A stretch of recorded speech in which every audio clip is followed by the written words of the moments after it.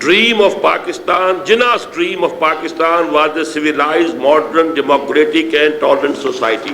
بات صحیح ہے، لیکن صرف یہ ہے کہ آپ ڈاکٹر ہیں، ذرا اس بات کو سمجھ لیجئے کہ ایک ہے سمٹمز، ایک ہے ڈیزیز.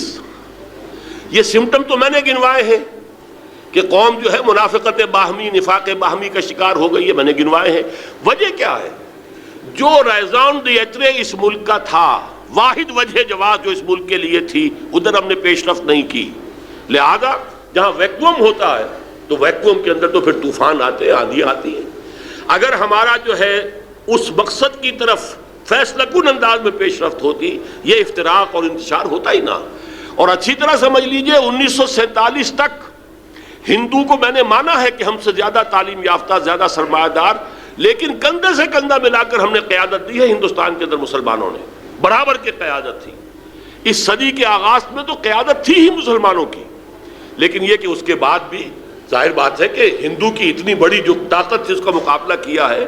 ہمارے یہاں انٹلیکچوئلز کوئی کم نہیں تھے، ہمارے یہاں علامہ اقبال جیسی شخصیتیں پیدا ہوئی ہیں، پورے یونیورسلی ایکنالجڈ ہیں. آج جو ہمارا قید و رجال ہو گیا اس کی وجہ یہ ہے کہ ہم اس سے چلے نہیں ہیں، جس کی وجہ سے یہ ساری چیزیں جو ہیں یہ بالکل جو ہے مرجھا کر رہ گئی. طالبان کی اسلامی ریاست کے بارے میں آپ کا کیا خیال ہے؟ اگر وہاں عمر خلیفۃ المسلمین ہیں تو ہم مسلمانوں کو ان کے ہاتھ پر بیعت کر لینی چاہیے یا کہ نہیں؟ حدیث آپ صلی اللہ علیہ وسلم نے فرمایا کہ جو شخص خلیفہ کی بیعت سے ایک بارش ہاتھ بھی ہٹا تو وہ جاہلیت کی موت مرے گا. ابھی تک انہوں نے خلافت کا اعلان نہیں کیا، انہوں نے امارت کا اعلان کیا ہے. وہ امیر المومنین ہے لیکن امارت افغانستان کہلاتی ہے، وہ خلافت کا اعلان نہیں کیا. نہ انہوں نے دنیا کے دوسرے مسلمانوں کو اس کی دعوت دی ہے. ہم ان کے لیے اچھے جذبات رکھتے ہیں، ان کے لیے ہمارے دل میں ہمدردیاں بھی ہیں. آپ کو یاد ہوگا یہ صرف ایک کوئنسیڈنس تھا، صرف اگرچہ میں نہیں سمجھتا کہ میری وجہ سے ایسا ہوا. جمعے میں جس روز میں نے یہ کہا کہ طالبان کی حکومت کو تسلیم کرو، تیسرے دن حکومت پاکستان نے تسلیم کیا. یہ فیکٹ ہے. اور پھر میری یہ تجویز اب بھی موجود ہے کہ پاکستان اور افغانستان کی کانفیڈریشن ہونی چاہیے. ہمیں بھی اب بھارت کے مقابلے میں جو ڈیپتھ چاہیے، ڈیفنس کے لیے ڈیپتھ چاہیے، وہ افغانستان کے بغیر ہمارے پاس نہیں ہے. اس حوالے سے یہ میرے نزدیک یہ وقت جو آئے گا تو انشاءاللہ تعالی ہم بہت قریب ہوں گے ایک دوسرے سے. کہ اصل میں ابھی نہ انہوں نے خلافت کا اعلان کیا ہے، نہ انہوں نے تو باقی ممالک کو تسلیم کیا ہوا ہے. ان کے سفارت خانے جو ہے پاکستان میں قائم ہے، اس کا مطلب یہ کہ وہ پاکستان کو تسلیم کرتے ہیں. اس حوالے سے یہ ملک ہے، ہمیں اپنی کوشش یہاں کرنی چاہیے.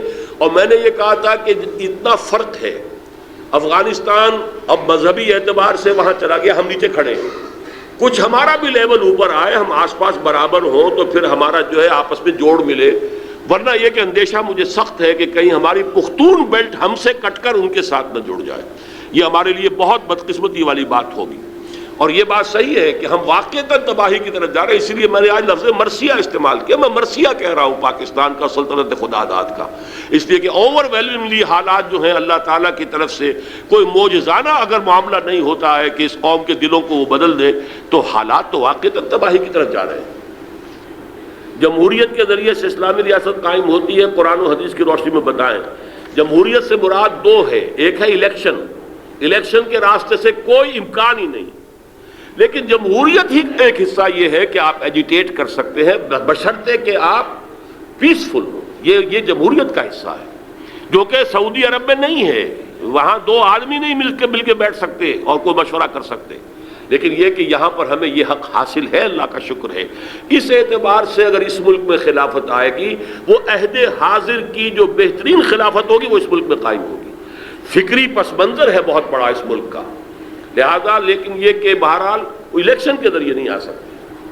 گزارش ہے کہ آپ نے 2 لاکھ افراد کی بات کی، کیا ہم مذہبی جماعتوں کے سربراہوں کو قائل کر کے حاصل نہیں کر لیں گے کہ 3-4 اسلامی تحریکوں کے سربراہوں کو ملا کر مقاصد حاصل کر لیں؟ اسلامی تحریکوں کے سربراہ جو ہیں وہ ہر ایک اپنی اپنی ڈفری، اپنا راگ بجا رہا ہے. ہر ایک کی اپنی قیادت ہے. اکثر مذہبی جماعتیں فرقے وارانہ ہیں. ان سے آپ وہ کیا توقع آپ کریں گے؟ ہم نے تو کوشش کی تھی اسلامی متحدہ اسلامی انقلابی محاذ، نہ جماعت اسلامی نے ہمیں گھاس ڈالی، نہ جمعیت علماء اسلام اس کی طرف متوجہ ہوئی. کوئی بھی بڑی جماعت آنے کو تیار ہی نہیں ہے. ہم نے بڑی کوشش کی ہے، پورا یوں سمجھیے 6-7 مہینے اس کام میں لگائے ہیں. اور منہاج محمدی کانفرنسیں کی ہیں پشاور میں، پنڈی میں، لاہور میں، فیصل آباد میں اور کراچی میں کانفرنسیں کی ہیں، علماء کو بلایا ہے، لیکن نہیں کرنے کو تیار، اب کیا کریں؟ اصل بات یہ ہے کہ آپ بھی جو یہ سوال کر رہے ہیں نا، برا نہ مانیے، آپ بھی علماء کے سر پہ رکھ کے خود فارغ اپنے کو کرنا چاہتے ہیں، جماعتوں کے سر پہ کھاتے میں ساری بات ڈال دو، مجھے کچھ نہیں کرنا، جبکہ میں نے آپ سے کہا ہے، آپ کھڑے ہو، آپ اپنے آپ کو بدلیں، پھر کوئی جماعت بھی آپ کو جو بہتر نظر آئے اس کو آپ قبول کر لیں، اس کو اختیار کر لیں۔ کیا مسلمان بغیر خلیفۃ المسلمین کے اسلام کو پھیلانے کے لیے جہاد کر سکتے ہیں؟ یقیناً کر سکتے ہیں۔ اگر کسی بھی مسلمان ملک پر کوئی کافر طاقت قوم حملہ کرے تو چاہے وہاں کا نظام کچھ بھی ہو، مسلمانوں کے ذمے ہو جاتا ہے دفاع کرنا، کہ وہ اپنی حفاظت کے لیے، اپنی آزادی کی حفاظت کے لیے جنگ کریں۔ اور یہ بالکل ایسے ہی ہے کہ اس میں چاہے وہ جہاد فی سبیل اللہ کی شرائط پر پورا نہ اترتا ہو، لیکن یہ کہ اگر وہ اپنی آزادی کی حفاظت کے لیے جنگ کریں گے، جان دیں گے، شہید ہوں گے۔ جیسے کہ حضور نے فرمایا کہ من قتل دون مالہ فہو شہید، کوئی مسلمان اپنے مال کی حفاظت کرتے ہوئے مارا جائے وہ بھی شہید ہوتا ہے۔ تو مال سے کہیں بڑھ کر شے اپنی آزادی کا تحفظ ہے۔ اس حوالے سے یہ جنگ ہو سکتی ہے۔ کیا ایک مسلمان کے لیے خلافت کے لیے جد و جہد کرنا فرض ہے؟ دین میں یہ کس طرح سے ثابت ہے؟ دین میں اس طور سے ثابت ہے کہ دین نے کہا اقیم الدین، دین کو قائم کرو۔ کس سے کہا ہے؟ اگر آپ سے کہا گیا اقیم الصلاۃ، وہ فرض ہوگی کہ نہیں ہوگی؟ نماز قائم کرو، فرض ہو گئی یا نہیں؟ سورہ شورى میں فرمایا آیت نمبر 13 میں اقیم الدین، دین کو قائم کرو، فرض ہو گیا کہ نہیں؟ دین کو قائم کرنا ہی خلافت کو قائم کرنا ہے۔ اسے آپ دین کو قائم کرنا کہہ لیں، اسے اللہ کی حکومت قائم کرنا کہہ لیں، اسے بائبل کی اصطلاح میں ڈیوائن کنگڈم آف ہیون آن ارتھ، آسمان کی حکومت ہو زمین پر، یہ بھی اصطلاحات ہیں، اس میں کوئی فرق واقع نہیں ہوتا۔ بہت شکریہ حضرات، دعا مانگ لیجئے۔ اب آپ نے بڑی محنت کی ہے، اس حبس کی کیفیت میں اتنی دیر بیٹھے ہیں۔ الحمدللہ الذی ہدانا لہذا وما کنا لنہتدی لولا ان ہدانا اللہ۔ اگر آج کی میری گفتگو سے کوئی روشنی آپ کو ملی ہے، کوئی راستہ کھلتا نظر آیا ہے، اس پر اللہ کا شکر ادا کیجئے۔ شکر ہے اس اللہ کا، کل ثنا اس کے لیے جس نے ہمیں ہدایت عطا فرمائی، اور ہم ہرگز ہدایت نہیں پا سکتے تھے اگر اللہ ہی ہمیں ہدایت نہ دیتا۔ ربنا لا تزغ قلوبنا بعد اذ ہدیتنا وہب لنا من لدنک رحمہ انک انت الوہاب۔ پروردگار، جو ہدایت تو نے عطا کی ہے اس پر استقامت عطا فرما، اس پر عمل کرنے کی توفیق عطا فرما، اور ہمارے دلوں کو کج نہ ہونے دے۔ اے اللہ، تیرے نبی نے ہمیں بتایا ہے تمام انسانوں کے ہاتھ دل تیری دو انگلیوں کے مابین ہیں، جدھر چاہتا ہے پھیر دیتا ہے۔ ہمارے دلوں کو تقویٰ کی طرف، ہمارے دلوں کو جہاد کی طرف، ہمارے دلوں کو اپنے دین کی عظمت کے لیے تن من دھن لگانے کی طرف موڑ دے۔ اللہم وفقنا لما تحب وترضى، اللہم وفقنا ان نقیم نظام الخلافت علی منہاج النبوۃ فی پاکستان اولا وفی کل العالم آخرا۔